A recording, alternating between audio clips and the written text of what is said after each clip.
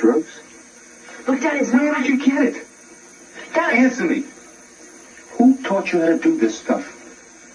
you, all right? I learned it by watching you. I boo-hooed. I said, oh, the club put me in there. No. I put myself in there. I did what I had to do as a Hell's Angel.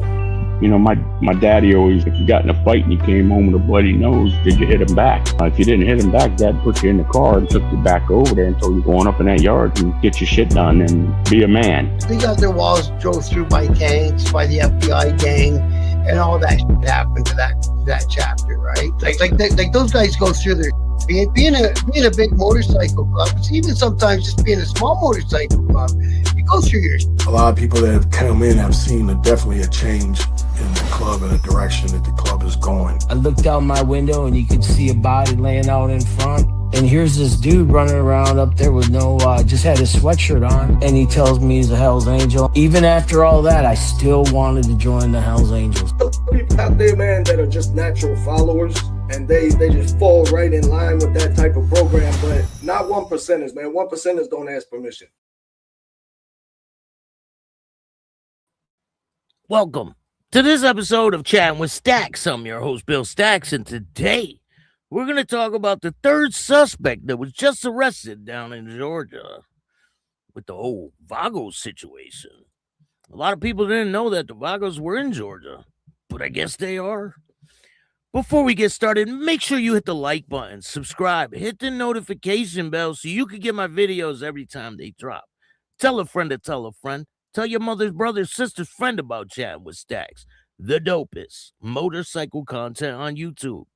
I appreciate all you guys taking the time to watch this show. If you want to donate to the show, you can hit up the Cash App at Chattin With Staxx, or you can hit up Venmo, PayPal, Super Sticker, Super Chat, Zelle, all that good stuff. I really appreciate every single dollar goes right back into the show so I can bring you the dopest content possible. Shout out to everybody out there. Let me see who we got in the chat. Lindsay, how are you? Thank you for joining me today. Shout out to the moderators.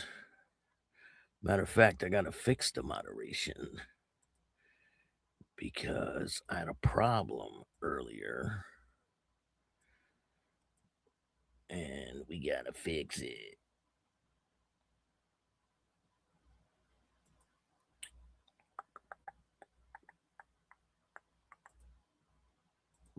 Bam. Who else we got in the building? Let's see here. Richard, how are you? Good afternoon or good evening. I know I'm a little late, right? A little late to the party today. Kurt, what's going on? I've been busy today. My apologies. I definitely wanted to bring you guys the show that I was talking about, but I got a schedule for tomorrow morning, 12 o'clock. Don't miss it. It's going to be a good one. A lot of people might have seen clips of that video that I'm talking about, but you'll see the whole video tomorrow, and we'll give you some context on it. Kurt, what's going on? Thank you for joining me today. Appreciate you, Kurt. Shout out to everybody in the chat. I got the best chat in the business. I've been getting a lot of interviews done. I just wrapped up another one today. I did one last night. Got another one done today.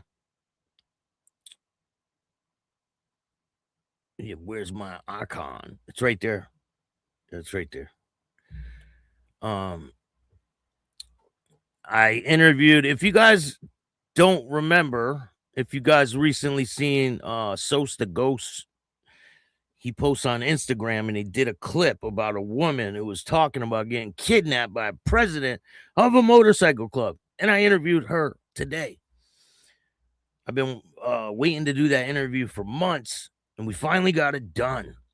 And it's just under 2 hours long. A lot of crazy stories. A very good recovery story. Because in the end, she gets sober and she has a lot of things that she's going to be telling you guys. It's a great interview. We got Gary. Let's see here.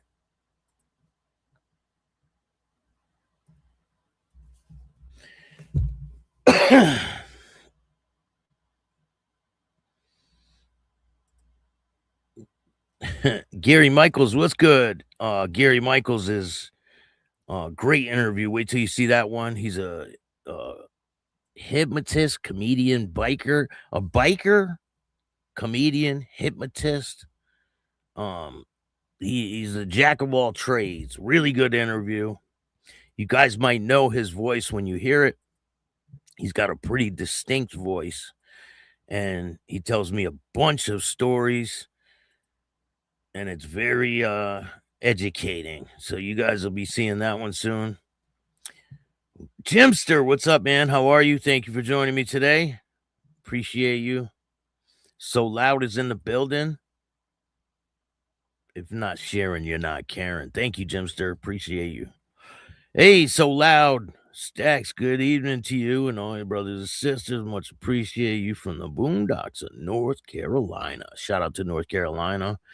Don't miss tomorrow's show, So Loud. I'll be talking about your neck of the woods tomorrow. You might know this place that we're going to be talking about tomorrow. You might know it. You might know it. Jimster, thank you for joining us today. So we got a bunch of things to talk about today. First thing we're going to talk about, there's been a lot of motorcycle crashes, a lot of people getting killed. But there's been a lot of arrests, too. We're going to talk about that. We're going to talk about the Outlaws clubhouse. So, Wisconsin man struck by a motorcycle and a car in fatal Route 250 crash. This is out of Ohio. Sandusky, Ohio. Ohio Highway Patrol. Sandusky posts investigating a crash that killed a pedestrian Tuesday night. The crash happened around 10 p.m. on U.S. Route 250 near Fox Road in Horan Township, Erie County. Preliminary investigation found that Richard Hartnell, 56, of Wisconsin, attempted to walk on U.S. Route 250. I can tell you that's a bad idea. Don't ever try to walk on the highway. If your car breaks down, just stay in your car on the side of the road and call AAA or the police or whatever you need to do. But don't get out of your car and start walking on the highway. It's a fucking bad idea. So he attempted to walk on the highway and was struck by a northbound Harley-Davidson motorcycle. Can you imagine you're the rider flying up the road and all of a sudden there's some dude in the road? Like, what the fuck? You couldn't walk on this grass on the other side of the fucking barrier? You got to walk right in the road, right? That's insane. I mean, really, if your car breaks down, anything happens, stay in your car on the side of the road. If you're broke down in the middle of the road and you get out of the car, go way to the side. Like, get out of the fucking road. Don't go anywhere near the highway. It's so dangerous. I remember one time my boss, right? My boss's wallet, he had it on the dashboard, right? And it flew out the window. Now, this is around New Haven area for all the people out here who know New Haven. It was on Route 91, right? Near New Haven. It's like 5 lanes of traffic. This dude pulls over and we're out of the car, walking up and down the highway looking for this wallet. Like, it had a lot of money in it. We never found the wallet. I mean, we could have got killed trying to find a wallet. So really, if you ever break down on a highway, just stay in the damn car. Don't attempt to walk on a highway. Dave, how you doing? Thank you for joining me. Keegan's in the building. Cheers from Toronto. Shout out to everybody from Canada that's watching. So this dude was walking down the highway. So preliminary investigation found that Richard Hartnell, 56, of Wisconsin, attempted to walk on U.S. Route 250. He's from Wisconsin. Maybe it's less traffic out there, right? While attempting to walk on the highway, he was struck by a northbound Harley-Davidson. The motorcyclist was identified as James Ritz Nithaler, 66.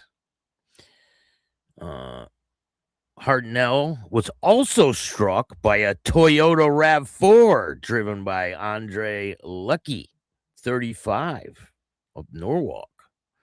The highway patrol said Hartnell suffered fatal injuries at the scene. No shit. Dude struck by a motorcycle and then a fucking RAV4 on the highway. I mean, listen, if you get hit by a car on the highway, chances are the accident will be fatal. It's not like a guessing game. Like, if you get struck by a car on the regular road, it's probably not going to be too good for you. But on a highway, like, the chances of fatal accident, especially being hit by a car, yeah, your chances of survival go way down. So he suffered fatal injuries at the scene. The rider of the motorcycle suffered minor injuries. He was treated at the scene. Lucky had no injuries. Of course he didn't. He's in a fucking RAV4.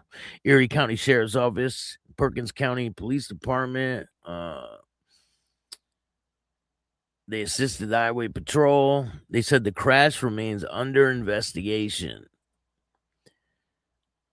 Let's see here.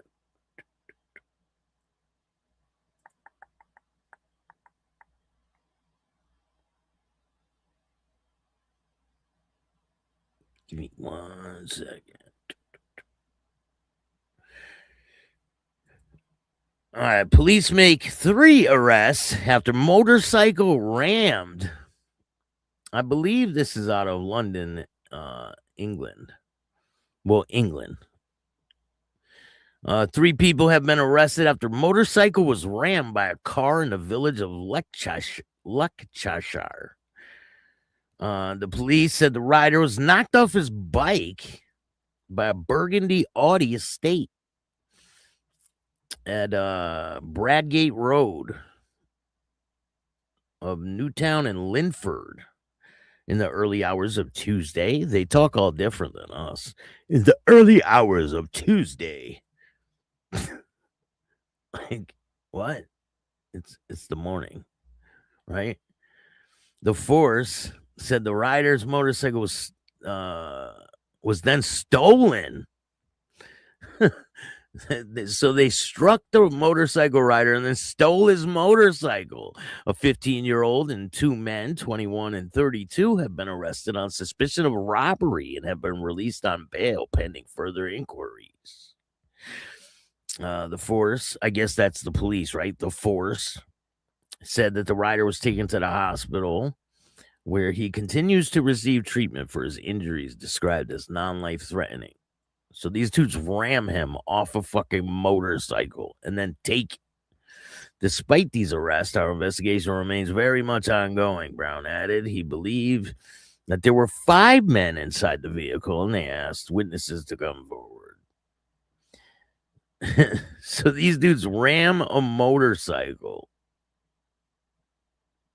The dude goes flying off, and they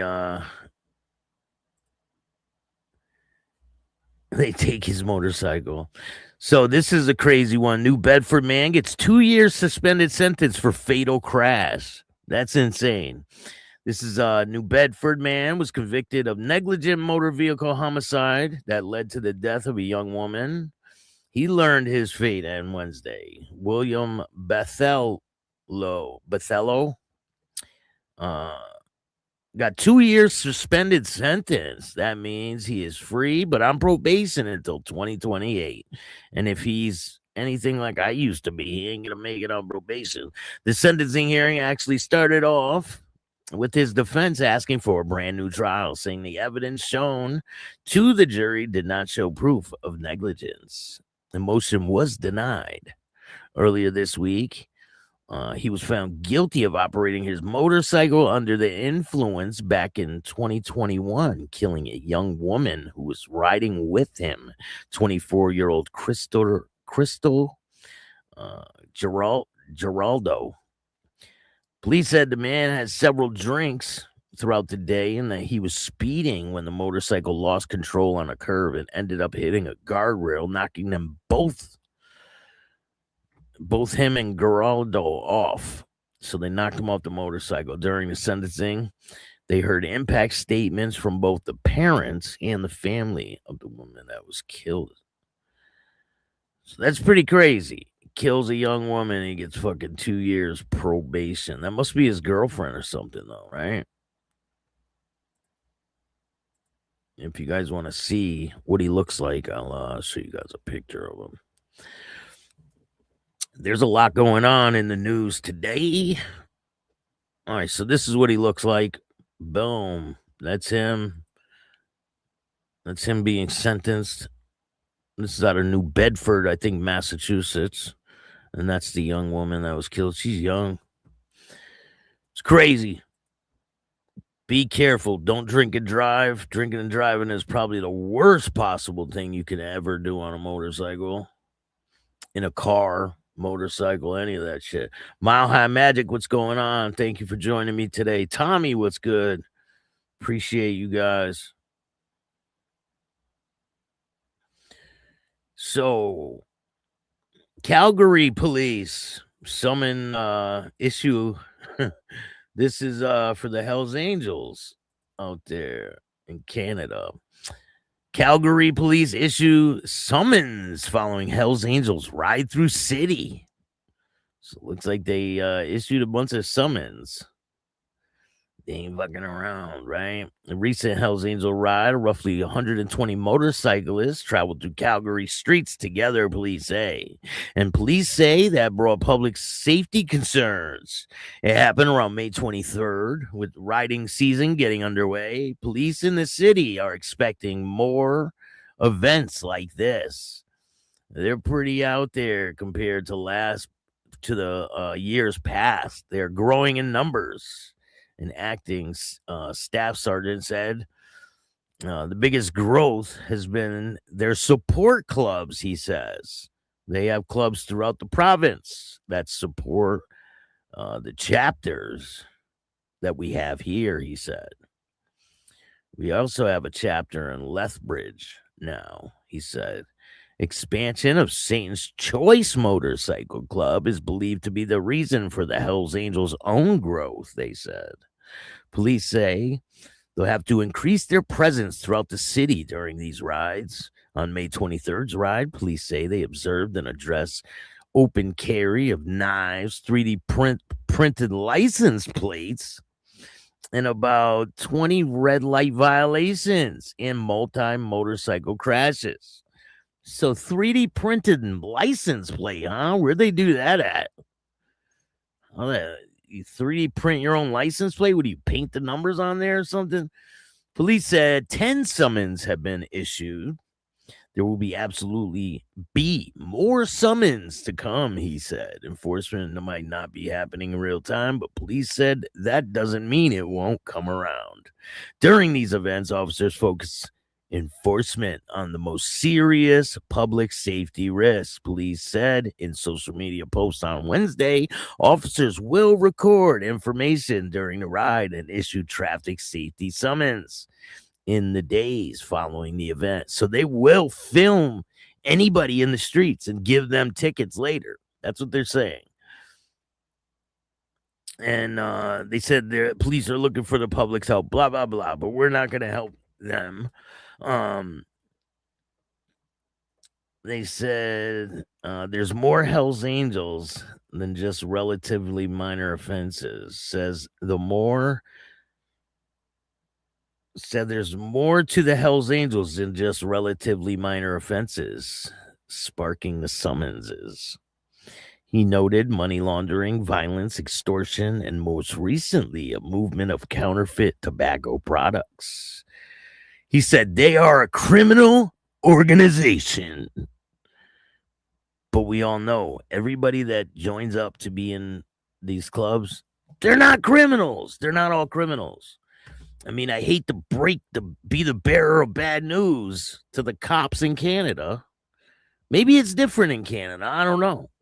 But everybody that has a 1% patch on is not a criminal. I've had people on this show that beg to differ. They think everybody who wears a 1% patch is a criminal, but I don't believe that. I don't think it's true. A lot of them have jobs, they have families, they have normal lives. They just don't like to be live by society's bullshit. Does anybody blame them? So, I mean, really, does anybody really blame them? Probably not, right? So there was a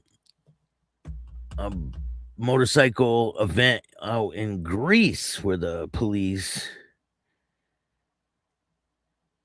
let me see.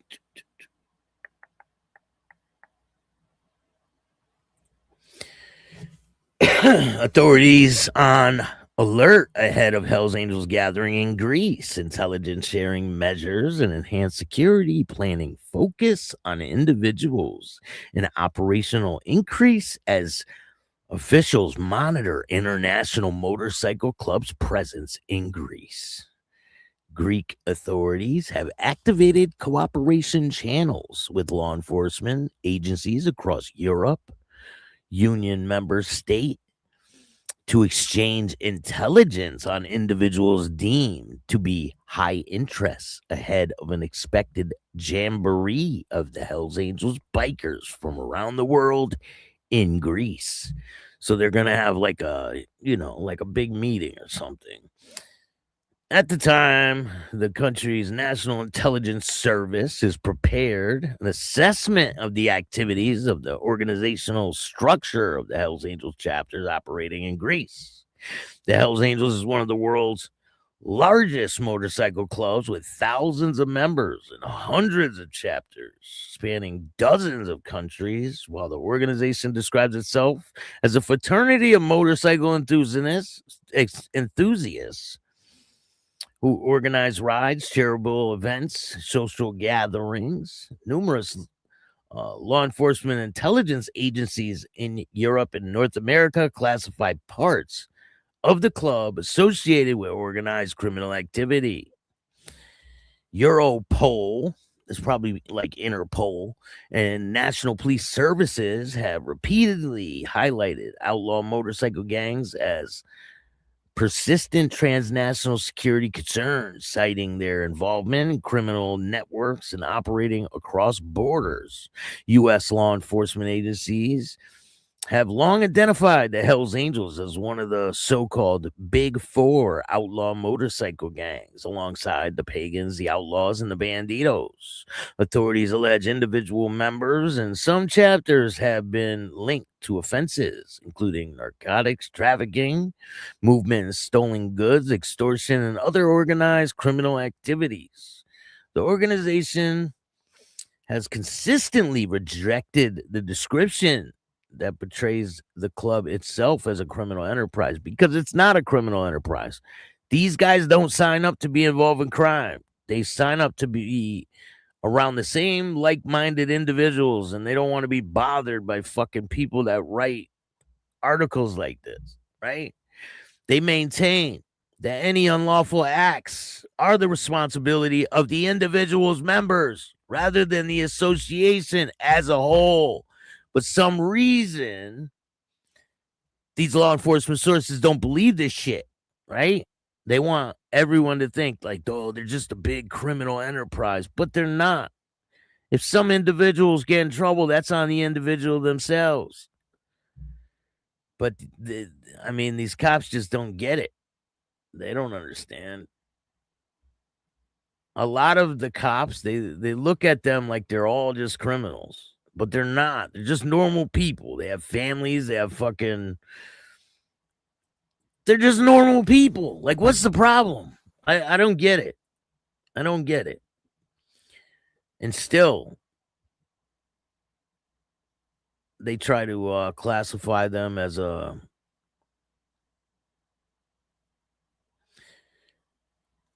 criminal enterprise.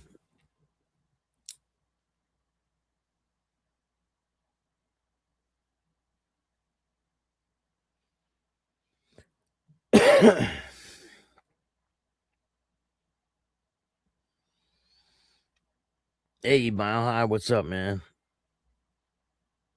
Hey, Johnny Weed Seeds in the building. Thank you for joining me, man. Appreciate you.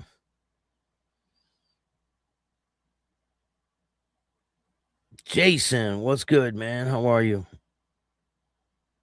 Brian, how are you? From the cabin in Red Deer, Lake Alberta. Shout out to Canada and everybody in it.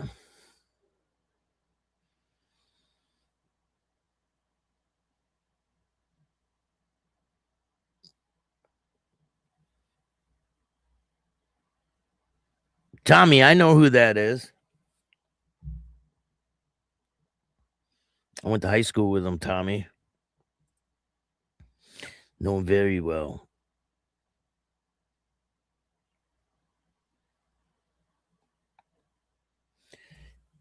Al Rose, how are you?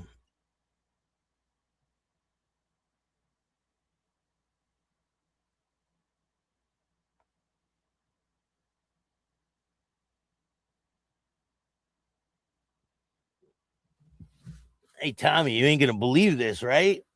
But we got the same. Me and Darnell have the same great grandmother. You believe that shit? Yeah, we do. Tell him I showed up, Tommy.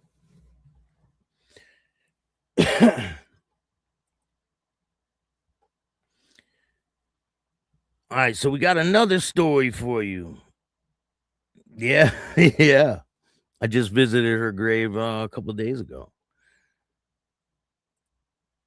Tell him Grandma Vivaldi and see what he says, Tommy.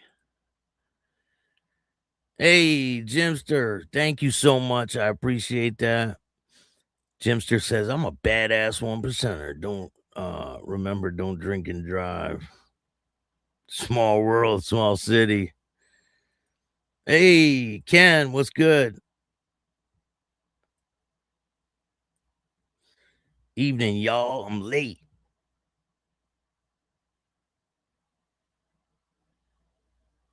Yeah, definitely. Say, yo, who's Grandma Vivaldi? He'll remember, of course. Jimster, thank you. All right, so we got another story for you. A man arrested after hitting Baltimore police officer with a dirt bike during citywide crackdown. Baltimore is insane when it comes to people riding in the streets on dirt bikes and crazy shit like that, right? So a Baltimore police officer was injured being struck by a dirt bike on Sunday, May 31st, officials said. Officers were conducting crowd control for a club that was letting out at the 1800 block of Maryland Avenue around 2:30 a.m. During that time, a group of people on dirt bikes and ATVs was traveling through the intersection of Maryland Avenue and Falls Road, officials said. One officer was injured as police responded to the unlawful activity. The officer was taken to the hospital and since been released, according to police. Maurice Green, 30, was arrested in connection with the incident, charged with attempted to elude police. Green also received 7 citations, including one for driving without a license. The incident comes after Baltimore initiated a crackdown on illegal off-road vehicles following deadly dirt bike crash in early May. A dirt bike driver died. Why wouldn't they say rider, right? A dirt bike driver? A dirt bike rider died in a collision with an SUV. It says the driver of the SUV will not be charged, police said. I mean, when these dudes are riding fucking bikes all over the place, then who's at fault, right? Driving dirt bikes in that manner is extremely dangerous, Baltimore mayor said in a response to the crash. Dirt bike culture is here and it's not going anywhere. So why don't you give these guys somewhere to ride the fucking dirt bikes instead of people dying, right? This is why we say that you can't be doing these things, he said during last weekend's During the last weekend in May, investigators seized 11 dirt bikes during the enforcement event. Officers received tips that led to gatherings of dirt bikes and ATVs. 9 vehicles were seized during that time. Another 2 vehicles were taken during separate enforcement events. On Tuesday, city police said gas station owners could face fines of up to $1,000 and 90 days in jail for supplying fuel to dirt bikes. What? That's crazy. According to police, there are other active investigations into illegal dirt bike riding in the city. Baltimore residents with information, blah, blah, blah. But we're not going to do the fucking police job for them. We're going to let them do their own fucking job. Hey, thank you for gifting a membership. I really appreciate that, Lindsay. All right, so let's get to the topic at hand. You guys know that these 2 guys were arrested. They're part of the Vagos Motorcycle Club. And a 3rd suspect has been arrested. This was a brawl at a bar out in Georgia. So let me show you guys.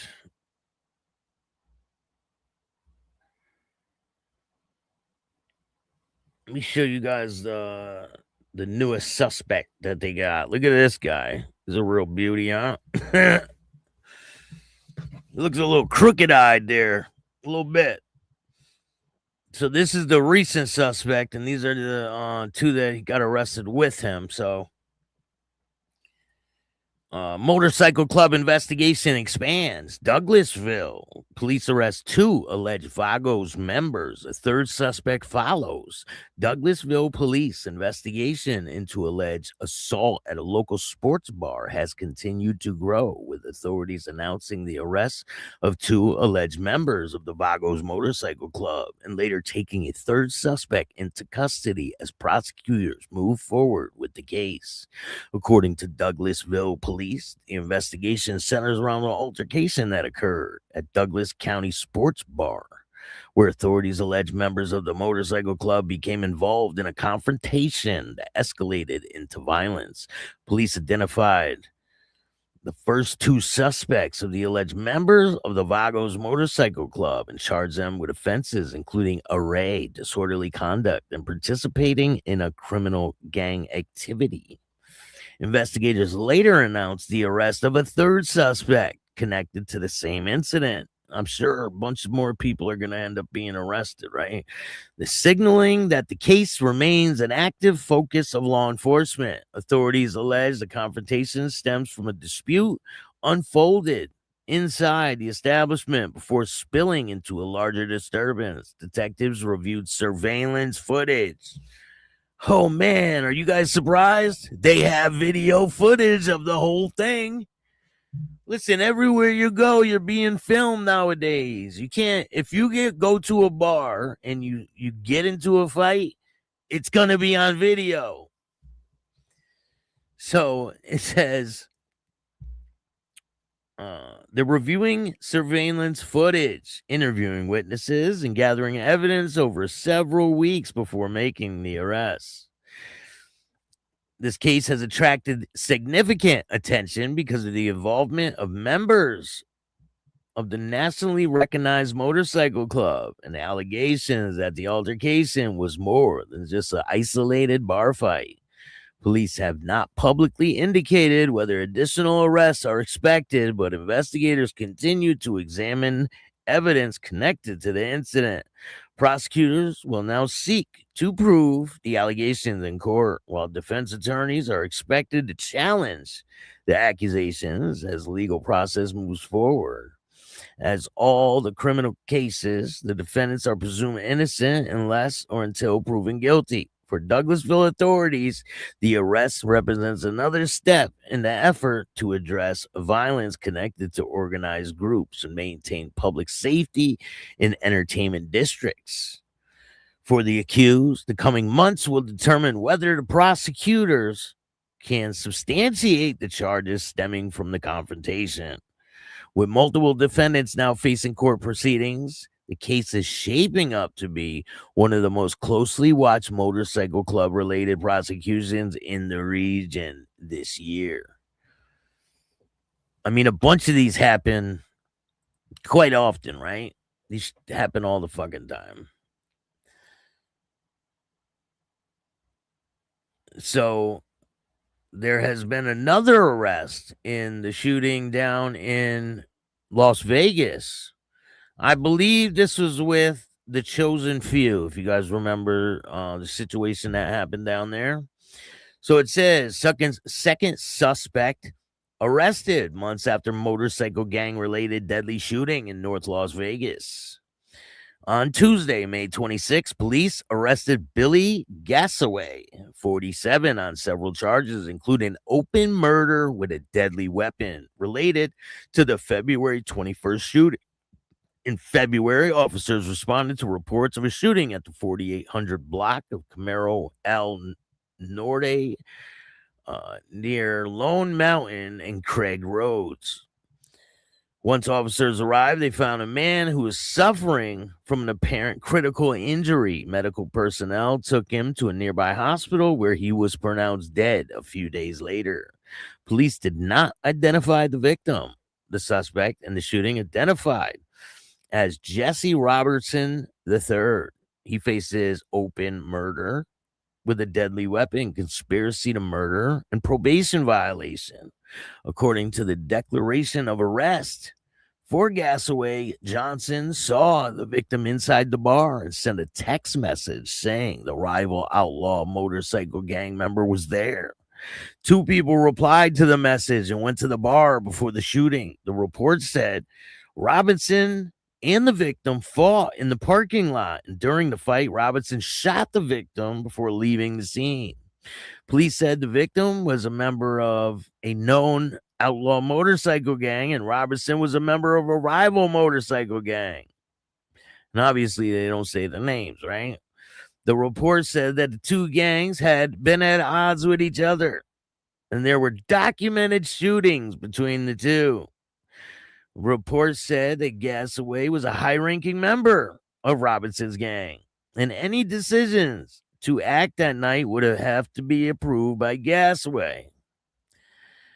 Video surveillance. What do you know? Video surveillance showed a silver Chevrolet Tahoe driven by Gassaway arrive before the shooting and talked to Robinson. After the shooting, the two drove away from the scene together. That's not good. The report stated that it believed that Gassaway coordinated with Robertson in order to murder the victim. After his arrest, Gassaway asked for his lawyer when he was told that their investigation. When he was told what the investigation was about, court records show Gassaway faces the following charges: open murder with a deadly weapon, conspiracy to commit murder, battery with use of a deadly weapon resulting in death or serious bodily harm, conspiracy to commit battery resulting in serious bodily harm. He is held at the Clark County Detention Center without bail and scheduled for a hearing June 15th. And I hear that jail is one of the fucking worst. A jury trial for Robinson is scheduled for March 8th, 2027. So they already have his trial scheduled for next year in March. And we'll see what happens with that. We got a lot of great content on the way. Don't miss tonight. We got another interview dropping every night, 10 o'clock. Dropping crazy content. So stay tuned for that. We got a lot of great interviews tomorrow. Don't miss the show at 12 p.m. noon. Let's see. We got one more case to talk about.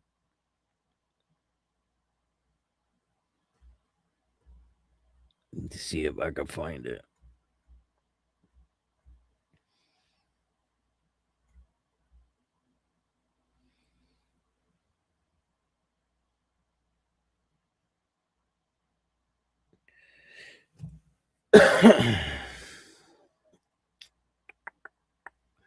So this is the Outlaws were raided.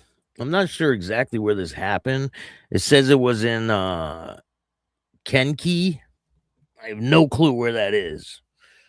Heavily coordinated law enforcement operation targeting suspected outlaw motorcycle clubhouse in Kankakee, South Side, has resulted in the arrest of 3 men and seizure of firearms, marijuana, cash, adding another chapter to the ongoing investigation that authorities said is far from over. The raid, conducted May 8th, involved multiple agencies, unfolding at a property located at the 800 block of South Washington Avenue. According to documents obtained by local media, investigators believe that the building is associated with members of the Outlaw Motorcycle Club, although no former allegations against the club itself have been announced. The operation was led by the Kankakee Area Metropolitan Enforcement Group that assisted the Tri-City Stolen Auto Task Force and the Kankakee Police Department, Illinois State Police SWAT teams. So obviously it's in Illinois, right? That's the home of the Outlaws. Well, they did move to Detroit for a time, but their number one home is Illinois. That's where they were created. The presence of SWAT unit underscored the seriousness of the operations as officers executed and raided and secured the property. Authorities reported arrests of 3 men during the investigation and confiscating multiple firearms, marijuana, disclosed amount of cash. The exact quantity of narcotics and the money recovered has not been publicly revealed. Despite the arrest, court records reviewed this week showed no criminal charges have been filed yet. The state's attorney said that 3 individuals' lack of immediate charges suggests the investigators may still be reviewing evidence gathering during the operation before determining how they will proceed. They declined to discuss the case, citing the ongoing nature of the investigation. No information could be released. Wolf told the media, emphasizing that inquiry remains active. The statement has fueled speculation about the scope of the investigation and whether additional arrests or charges could follow, as authorities continue to examine evidence recovered during the raid. Law enforcement agencies across Illinois have increasingly focused on intelligence-driven operations involving organized criminal activity, firearms trafficking, narcotics distribution, and other alleged offenses tied to criminal activity. Investigators have not publicly stated whether the Kankakee operation is connected to a broader investigation beyond the Washington Avenue property. For residents of the neighborhood, obviously it is, right? There's probably someone telling. For residents of the neighborhood, the sight of the heavily armed officers and specialized tactical units descending on a local building serves as a stark reminder that the major criminal investigations can unfold in unexpected places. As the investigators continue to process evidence, conducting interviews, many questions remain unanswered, with authorities ultimately discovered inside the suspected clubhouse, whether charges will be filed or if additional suspects may be implicated, are all issues that remain under review. But for now, the arrests, seizures mark a significant development in the investigation that law enforcement officials say is very much active. So I'll bring you guys more information as it becomes available. And one of the members of the Outlaws was just sentenced to 44 years in prison for a murder of an Enfield man in Connecticut. I'll bring you guys more information on that at a later time. I appreciate you guys. Thank you all for joining me tonight. I apologize for coming on late. I will be on tomorrow, 12 o'clock. Don't miss it. Tonight, I think it's part 4 of Chris, former Hell's Angel, tells his story. Thank you guys. If you guys like this show, hit the like button, subscribe, hit the notification bell so you can get my videos every time they drop. Tell a friend to tell a friend. Tell your brothers, mothers, sisters, friend about Chattin With Staxx. the dopest motorcycle content on YouTube. I appreciate all you guys. I'll see you tomorrow. And remember, don't be a bitch. And all new at 5, a major organized crime bust. 23 people under arrest now accused of stealing guns and cash. Today, police revealed 4 organized crime groups are wreaking havoc. From aggravated robbery to kidnapping, burglary, and more. Let's take a look at this. New pictures from court documents in this case. These are a few of the people who have been charged. And investigators say the money, tens of thousands of dollars, is all stolen.